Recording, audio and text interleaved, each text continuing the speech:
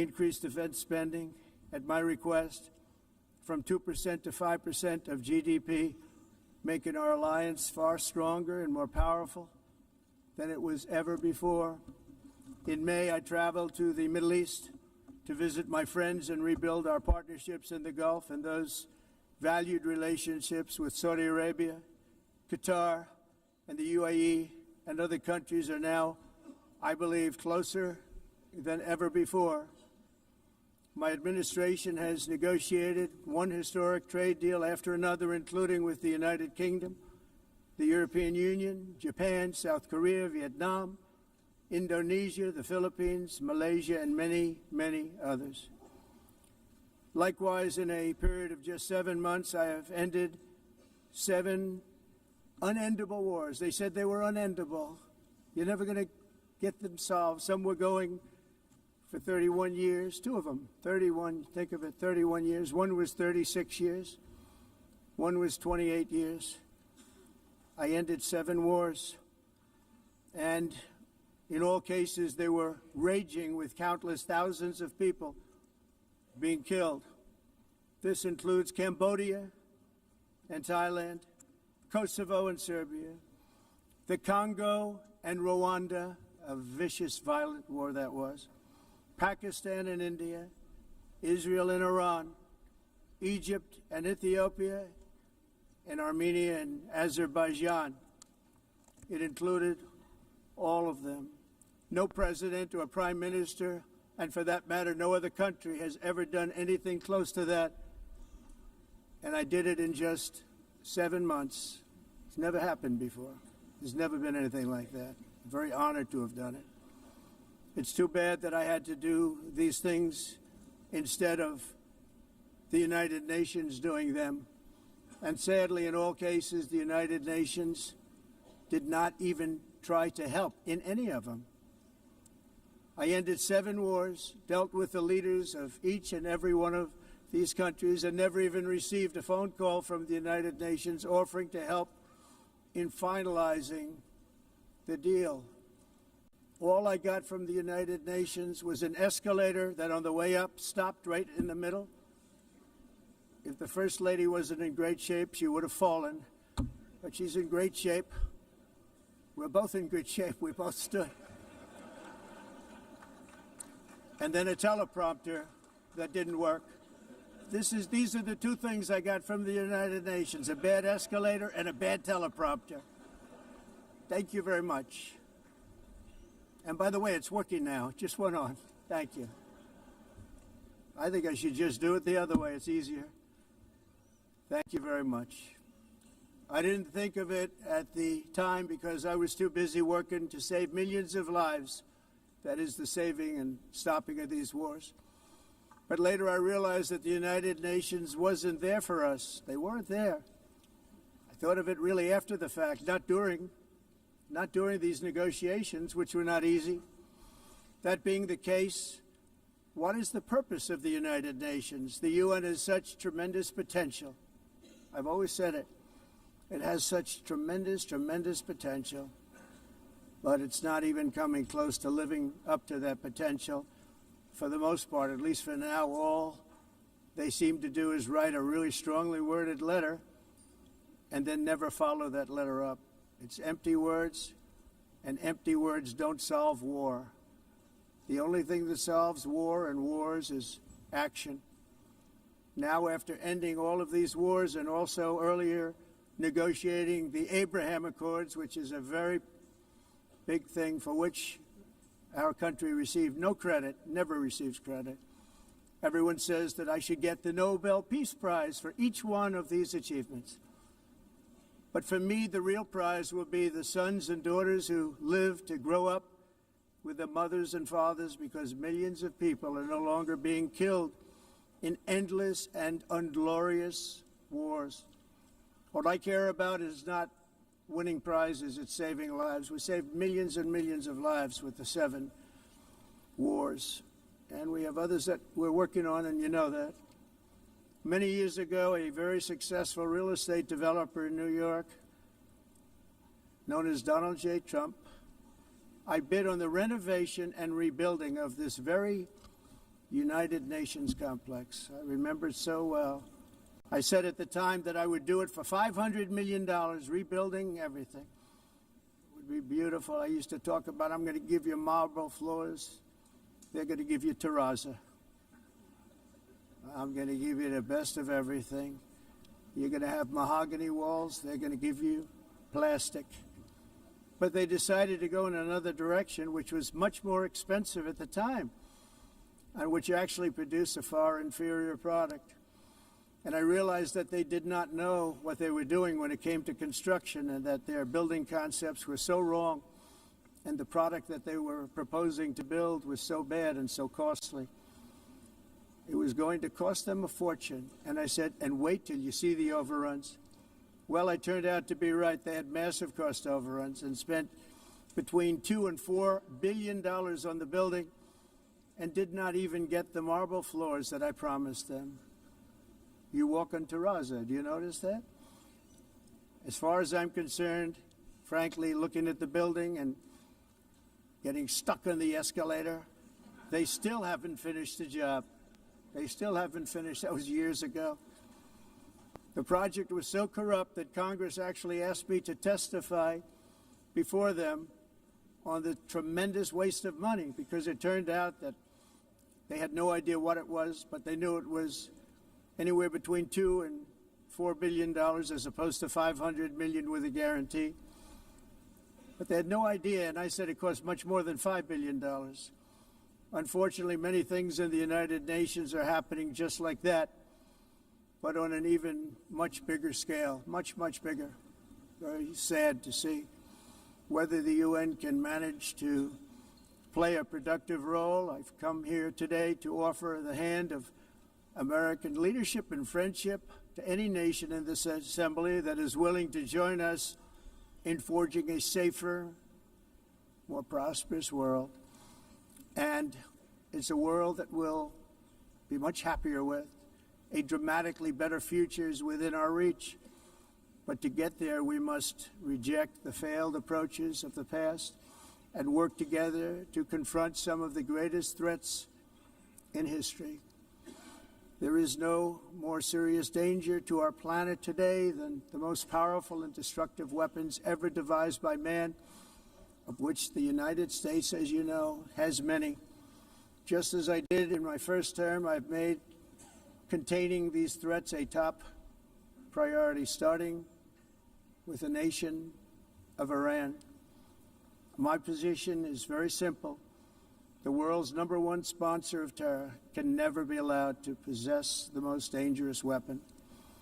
That's why shortly after taking office, I sent the so-called Supreme Leader a letter making a generous offer. I extended a pledge of full cooperation in exchange for a suspension of Iran's nuclear program.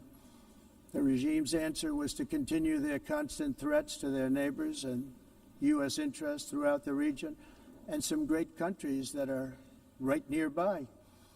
Today, many of Iran's former military commanders, in fact, I can say almost all of them, are no longer with us. They're dead. And 3 months ago, in Operation Midnight Hammer, 7 American B-2 bombers dropped the 14 30,000-pound each bombs on Iran's key nuclear facilities, totally obliterating everything. No other country on earth could have done what we did. No other country has the equipment to do what we did. We have the greatest weapons on earth. We hate to use them. But we did something that for 22 years people wanted to do. With Iran's nuclear enrichment capacity demolished, I immediately brokered an end to the 12-day war, as it's called, between Israel and Iran, with both sides agreeing to fight no longer. As everyone knows, I have also been deeply engaged in seeking a ceasefire in Gaza. Have to get that done. Have to get it done. Unfortunately, Hamas has repeatedly rejected reasonable offers to make peace. We can't forget October 7th, can we? Now, as if to encourage continued conflict, some of this body is seeking to unilaterally recognize a Palestinian state.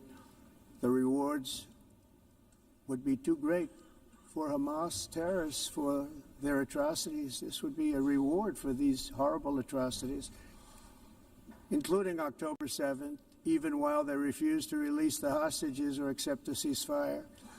Instead of giving to Hamas and giving so much, because they've taken so much, they have taken so much. This could have been solved so long ago. But instead of giving in to Hamas's ransom demands, those who want peace should be united with one message: release the hostages now. Just release the hostages now. Okay.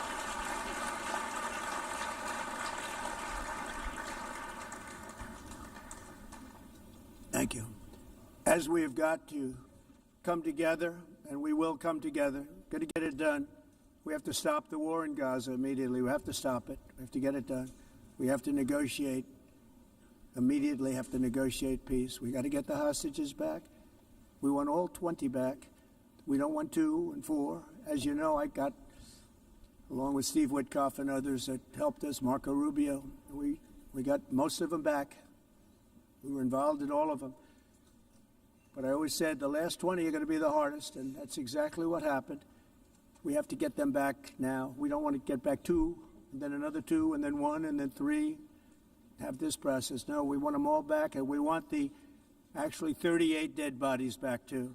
Those parents came to me, and they want them back, and they want them back very quickly and very badly, as though they were alive. They want them. They want them every bit as much as if their son or daughter were alive.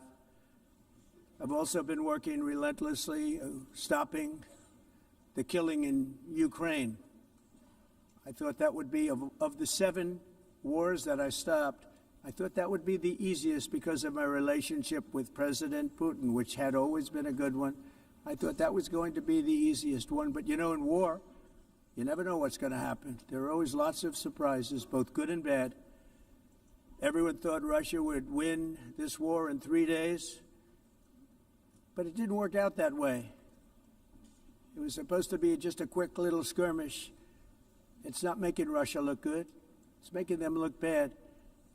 No matter what happens from here on out, this was something that should have taken a matter of days, certainly less than a week.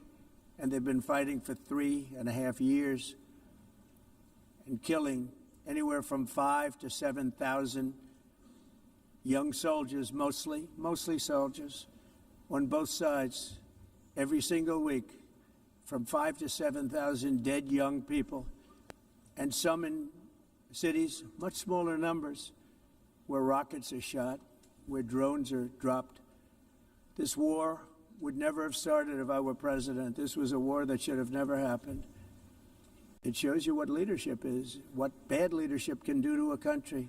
Look what happened to the United States, and look where we are right now in just a short period of time. The only question now is how many more lives will be needlessly lost on both sides.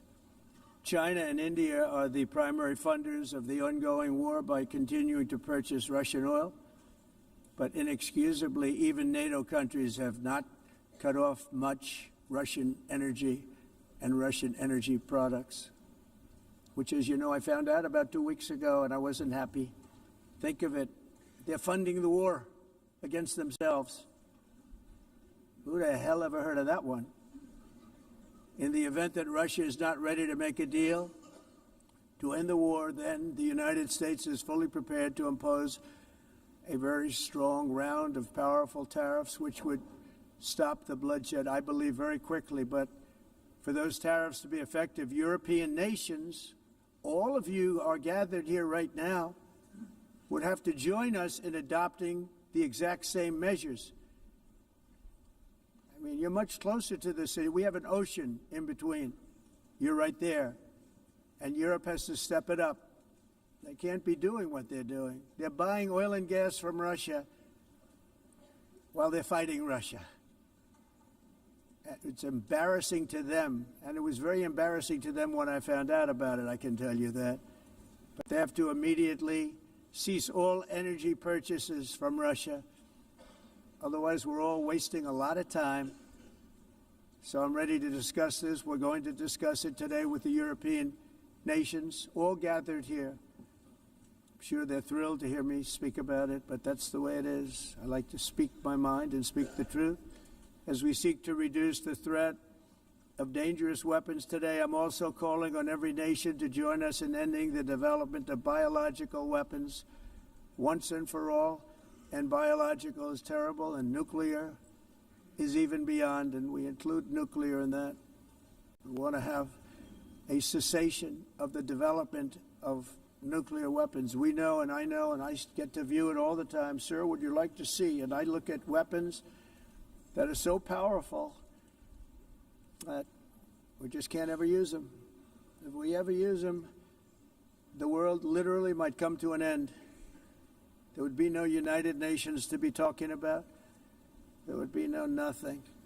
Just a few years ago, reckless experiments overseas gave us a devastating global pandemic. Yet despite that worldwide catastrophe, many countries are continuing extremely risky research into bioweapons and man-made pathogens. This is unbelievably dangerous. To prevent potential disasters, I'm announcing today that my administration will lead an international effort to enforce biological weapons convention, which is going to be meeting with the top leaders of the world by pioneering an AI verification system that everyone can trust.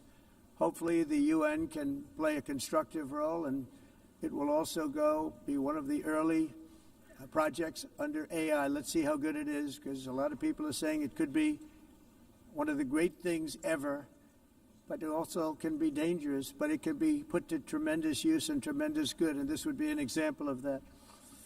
Not only is the UN not solving the problems it should, too often, it's actually creating new problems for us to solve. The best example is the #1 political issue of our time, the crisis of uncontrolled migration. It's uncontrolled. Your countries are being ruined. The United Nations is funding an assault on Western countries and their borders.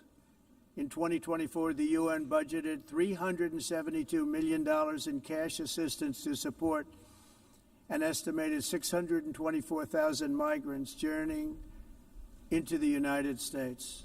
Think of that. The UN is supporting people that are illegally coming into the United States, and then we have to get them out. The UN also provided food, shelter, transportation, and debit cards to illegal aliens. Can you believe that? On the way to infiltrate our southern border. Millions of people came through that southern border. Just a year ago, millions and millions of people were pouring in, 25 million altogether over the 4 years of the incompetent Biden administration.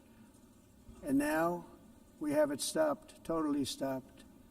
In fact, they're not even coming anymore because they know they can't get through. But what took place is totally unacceptable. The UN is supposed to stop invasions, not create them and not finance them.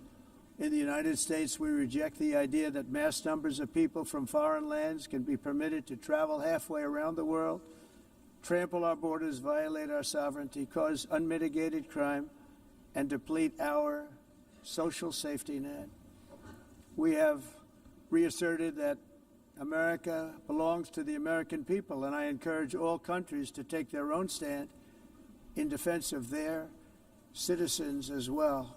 You have to do that because I see it. I'm not mentioning names. I see it, and I can call every single one of them out. You're destroying your countries. They're being destroyed.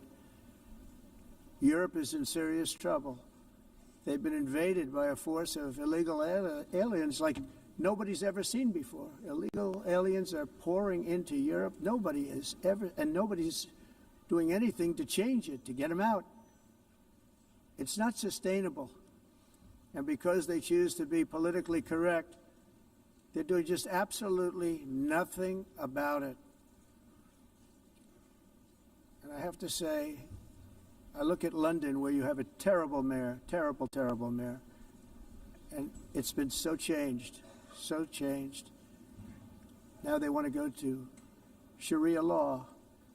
But you're in a different country. You can't do that.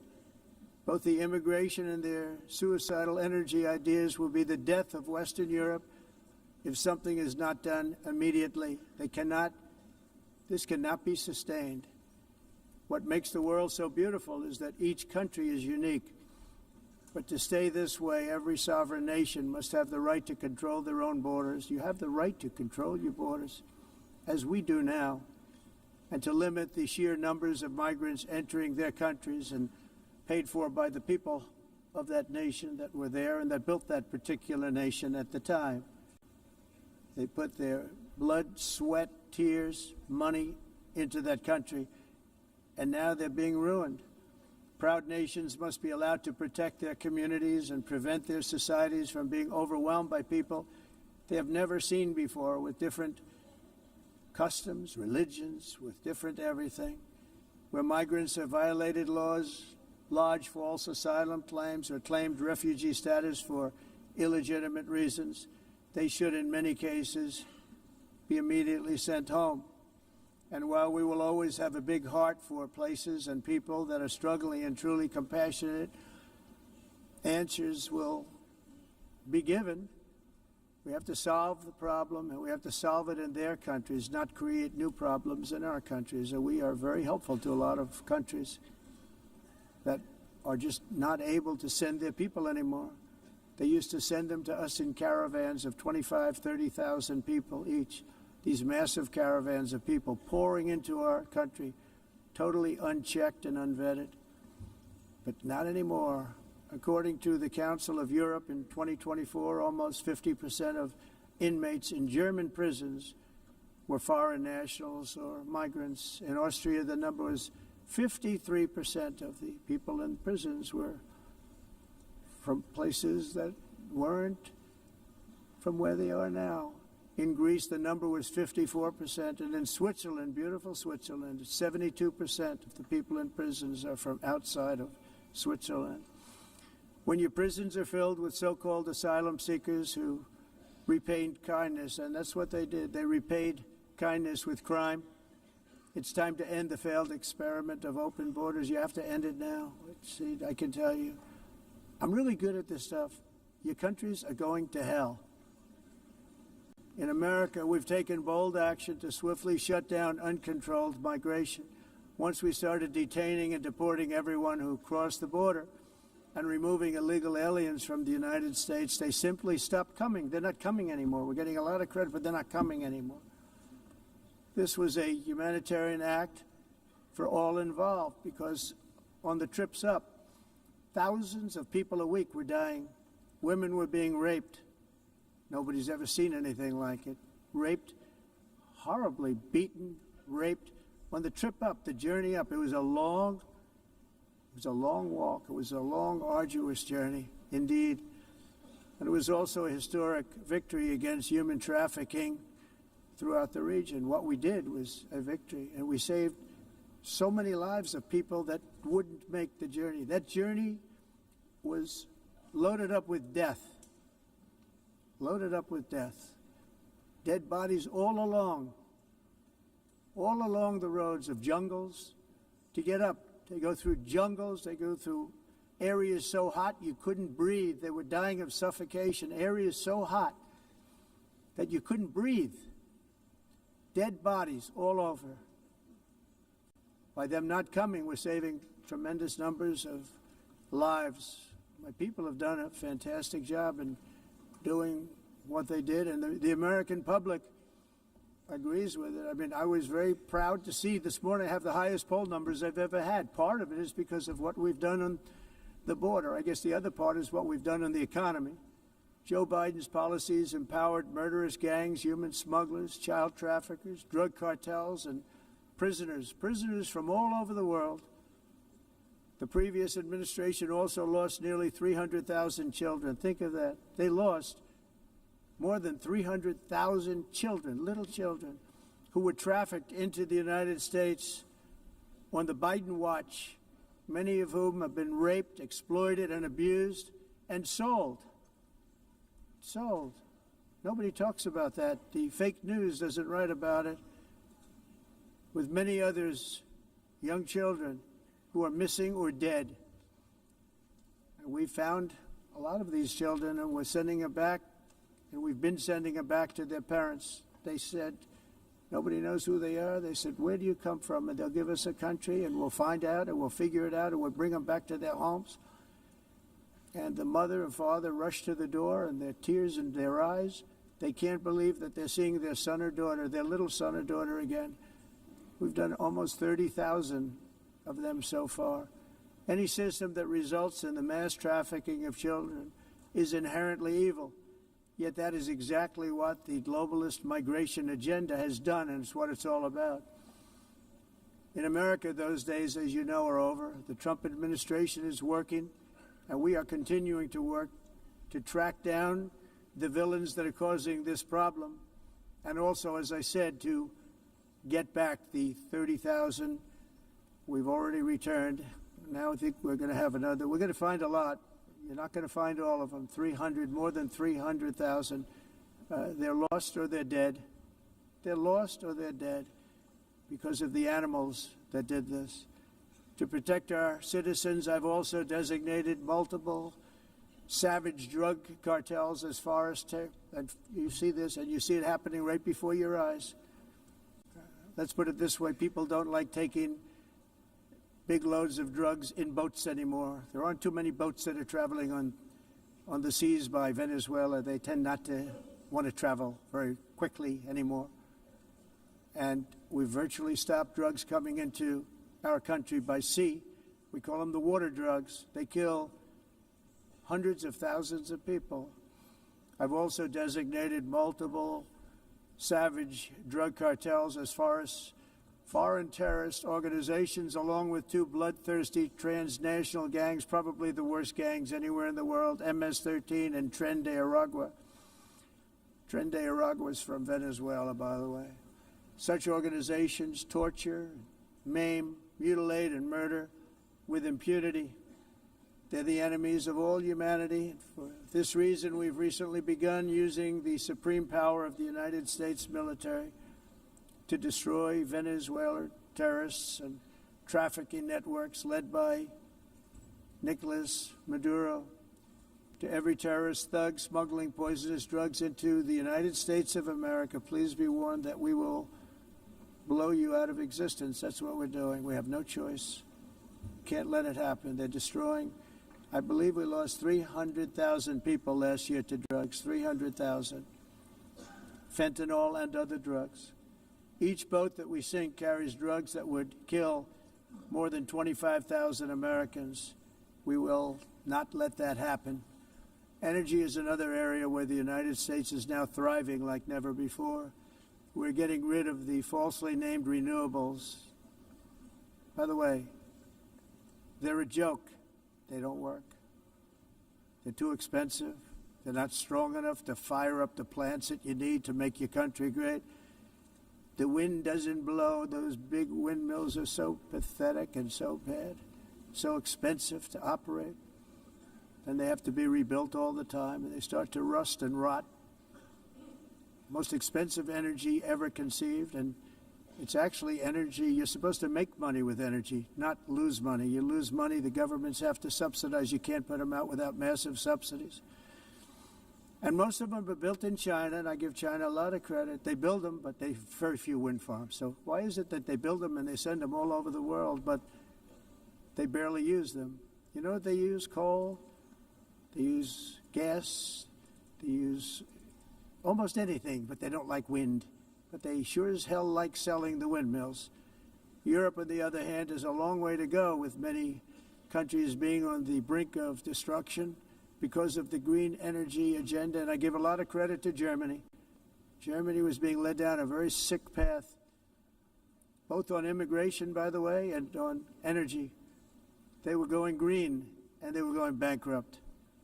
And the new leadership came in, and they went back to where they were, with fossil fuel and with nuclear, which is good. It's now safe. You can do it properly. But they went back to where they were, and they opened up a lot of different plants, energy-producing plants, and they're doing well. I give Germany a lot of credit for that. They've said this is a disaster, what's happening. They were going all green. All green is all bankrupt. That's what it represents. And It's not politically correct. I'll be very badly criticized for saying it, but I'm here to tell the truth. I don't care. It doesn't matter to me. I'm in New York City.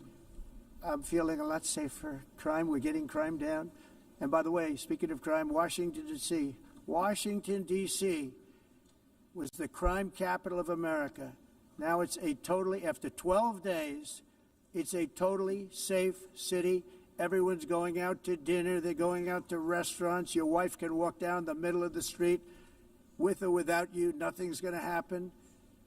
My people have done a fantastic job. And yes, I called in the National Guard, and the National Guard took care of business. And they weren't politically correct, but they took care of business. We got 1,700 career criminals out, brought them back to where they came from, the countries where they came from, or put them in jails. Washington, D.C. is now a totally safe city again, and I welcome you to come. In fact, we'll have dinner together at a local restaurant, and we'll be able to walk. We don't have to go by an armor-plated vehicle. We'll walk right over there from the White House.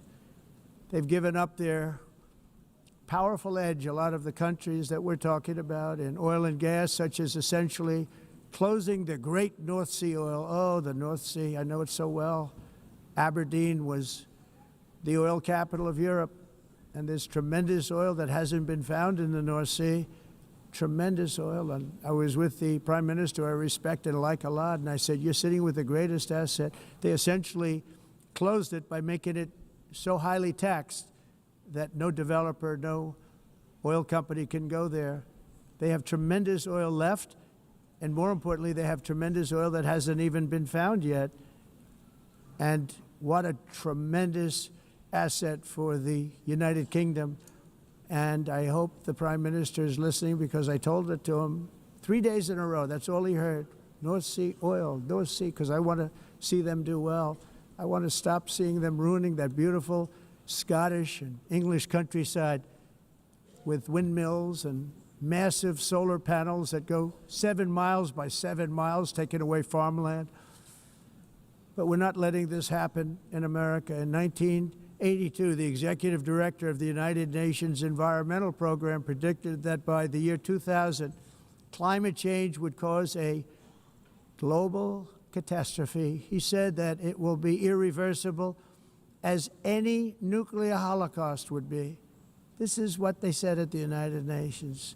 What happened? Here we are. Another UN official stated in 1989 that within a decade, entire nations could be wiped off the map by global warming. Not happening. You know, it used to be global cooling. If you look back years ago in the 1920s and the 1930s, they said, global cooling will kill the world. We have to do something. Then they said global warming will kill the world, but then it started getting cooler, so now they could just call it climate change, because that way they can't miss. It's climate change, because if it goes higher or lower, whatever the hell happens, there's climate change. It's the greatest con job ever perpetrated on the world, in my opinion. Climate change, no matter what happens, you're involved in that. No more global warming, no more global cooling. All of these predictions made by the United Nations and many others, often for bad reasons, were wrong. They were made by stupid people that have cost their countries fortunes and given those same countries no chance for success. If you don't get away from this green scam, your country is going to fail. And I'm really good at predicting things, you know. They actually said during the campaign, they had a hat, the best-selling hat. Trump was right about everything. And I don't say that in a braggadocious way, but it's true. I've been right about everything. And I'm telling you that if you don't get away from the green energy scam, your country is going to fail. And if you don't stop people that you've never seen before, that you have nothing in common with, your country is going to fail. I'm the President of the United States, but I worry about Europe. I love Europe. I love the people of Europe. And I hate to see it being devastated by energy and immigration. This double-tailed monster destroys everything in its wake, and they cannot let that happen any longer. You're doing it because you want to be nice. You want to be politically correct, and you're destroying your heritage. They must take control strongly and immediately of the unmitigated immigration disaster and the fake energy catastrophe before it's too late. The carbon footprint is a hoax made up by people with evil intentions, and they're heading down a path of total destruction. You know, the carbon footprint was a big, big thing a few years ago. I remember hearing about the carbon footprint, and then President Obama would get into Air Force One, a massive Boeing 747, and not a new one, an old one with old engines that spew everything into the atmosphere. He'd talk about the carbon footprint, we must do so. Then he'd get in and he'd fly from Washington to Hawaii to play a round of golf. And then he'd get back onto that big, beautiful plane and he'd fly back and he'd talk about, again, global warming and the carbon footprint. It's a con job. At extreme cost and expense, Europe reduced its own carbon footprint by 37%. Think of that. Congratulations, Europe. Great job. You cost yourself a lot of jobs, a lot of factories closed, but you reduced the carbon footprint by 37%. However, for all of that sacrifice and much more, it's been totally wiped out and then some by a global increase of 54%. Much of it coming from China and other countries that are thriving around China, which now produces more CO2 than all the other developed nations in the world. So all of these countries are working so hard on the carbon footprint, which is nonsense, by the way. It's nonsense. You know, it's interesting. In the United States, we have still radicalized environmentalists, and they want the factories to stop. Everything should stop. No more cows. We don't want cows anymore. I guess they want to kill all the cows. They want to do things that are just unbelievable, and you have it too. But you know, we have a border, strong, and we have a shape, and that shape doesn't just go straight up. That shape is amorphous when it comes to the atmosphere. And if we had the most clean air, and I think we do, we have very clean air. We have the cleanest air we've had in many, many years.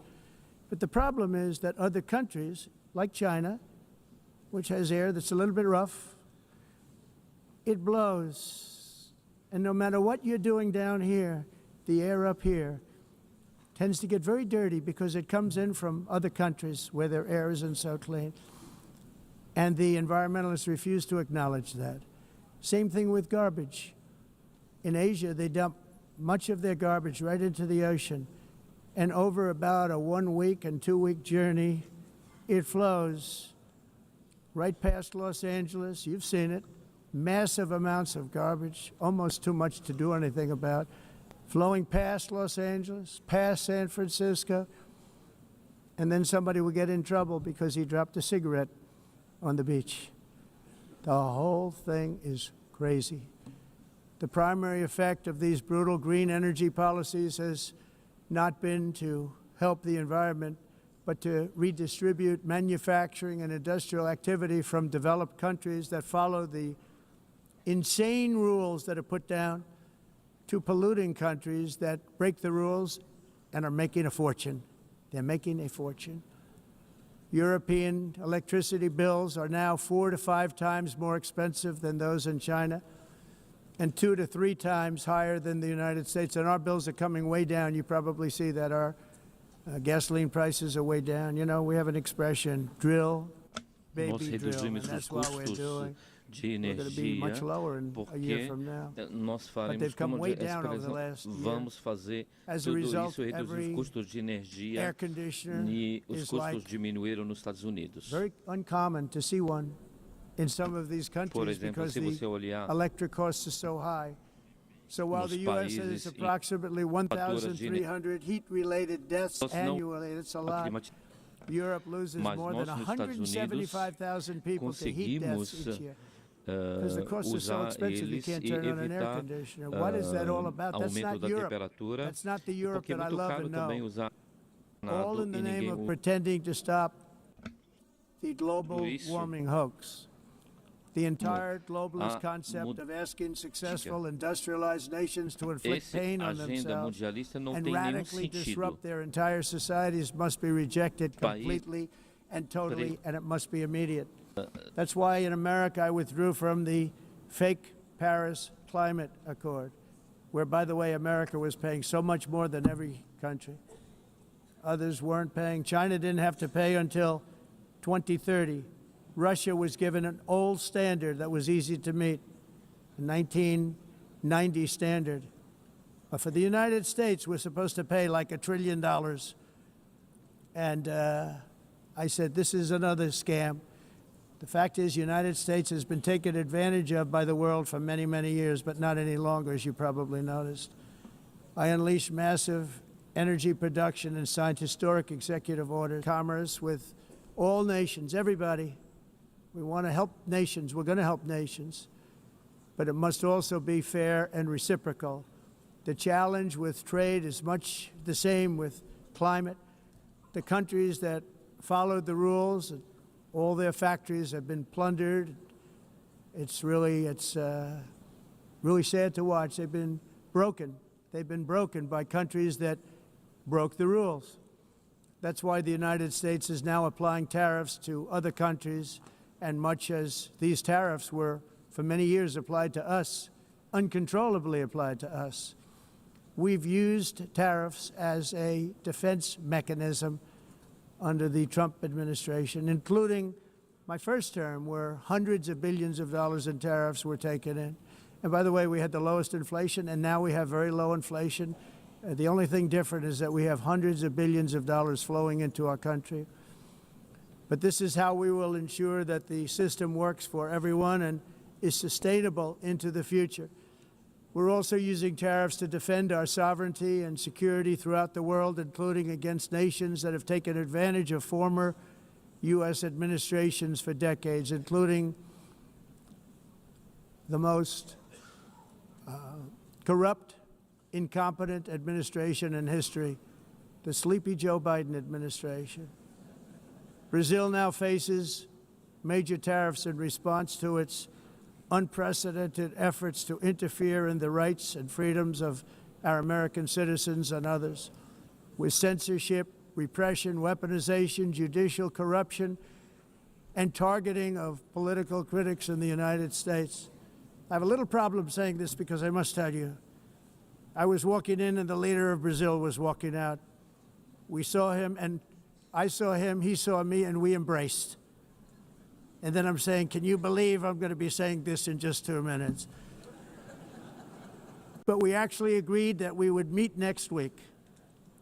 We didn't have much time to talk, like about 20 seconds. They were in retrospect, I'm glad I waited because this thing didn't work out too well. But we did talk. We had a good talk, and we agreed to meet next week, if that's of interest. But he seemed like a very nice man, actually. He liked me, I liked him. But if you, and I only do business with people I like. When I don't like them, I don't like them. But we had, at least for about 39 seconds, we had excellent chemistry. It's a good sign. But also in the past, Brazil, can you believe this, unfairly tariffed our nation, but now because of our tariffs, we are hitting them back, and we're hitting them back very hard. As president, I will always defend our national sovereignty and the rights of American citizens. So I'm very sorry to say this, that Brazil is doing poorly and will continue to do poorly. They can only do well when they're working with us. Without us, they will fail, just as others have failed. It's true. Next year, the United States will celebrate the 250th anniversary of our glorious independence, a testament to enduring power and American freedom and spirit. We will also be proudly hosting the 2026 FIFA World Cup, and shortly thereafter, the 2028 Olympics, which is going to be very exciting. I hope you all come. I hope that countless people from all over the globe will take part of these will be great celebrations of liberty and human achievement, and that together we all can rejoice in the miracles of history that began in July 4th, 1776, when we founded the light to all nations, and it's something really that an amazing thing came out of that date.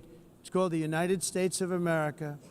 In honor of this momentous anniversary, I hope that all countries who find inspiration in our example will join us in renewing our commitment, values, and those values really that we hold so dear together.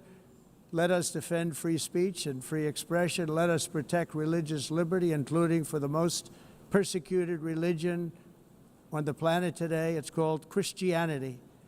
And let us safeguard our sovereignty and cherish qualities that have made each of our nations so special, incredible, and extraordinary. In closing, I just want to repeat that immigration and the high cost of so-called green renewable energy is destroying a large part of the free world and a large part of our planet. Countries that cherish freedom are fading fast because of their policies on these two subjects. You need strong borders and traditional energy sources if you are going to be great again. Whether you have come from north or south, east or west, near or far, every leader in this beautiful hall today represents a rich culture, a noble history, and a proud heritage that makes each nation majestic and unique, unlike anything else in human history or any other place on the face of the earth. From London to Lima, from Rome to Athens, from Paris to Seoul, from Cairo to Tokyo and Amsterdam to right here in New York City, we stand on the shoulders of the leaders and legends, generals and giants, heroes and titans who won and built our beloved nations, all of our nations, with their own courage, strength, spirit, and skill. Our ancestors climbed mountains, conquered oceans, crossed deserts, and trekked over wide open plains. They charged into thunderous battles, plunged into grave dangers, and they were soldiers and farmers and workers and warriors and explorers and patriots. They built towns into cities, tribes into kingdoms, ideas into industries, and small islands into mighty empires. You're a part of all of that. They were champions for their people who never gave up and who never, ever gave in. Their values defined our national identities. Their visions forged our magnificent destiny. Everybody in this room is a part of it in your own way. Each of us inherits the deeds and the myths, the triumphs, the legacies of our own heroes and founders who so bravely showed us the way. Our ancestors gave everything for homelands that they defended with pride, with sweat, with blood, with life, and with death. Now the righteous task of protecting the nations that they built belongs to each and every one of us. So together let us uphold our sacred duty to our people and to our citizens. Let us protect their borders, ensure their safety, preserve their cultures, treasure, and traditions, and fight, fight, fight for their precious dreams and their cherished freedoms. And in friendship and really a beautiful vision, let us all work together to build a bright, beautiful planet, a planet that we all share, a planet of peace and a world that is richer, better, and more beautiful than ever before. That can happen. It will happen. It will happen, and I hope it can happen and start right now, right at this moment. We'll turn it around. We're going to make our countries better, safer, more beautiful. We're going to take care of our people. Thank you very much. It's been an honor. God bless the nations of the world. Thank you very much. Bye.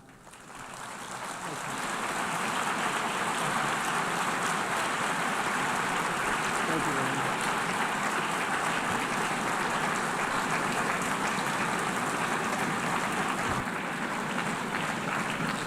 On behalf of the Assembly, I wish to thank the President of the United States,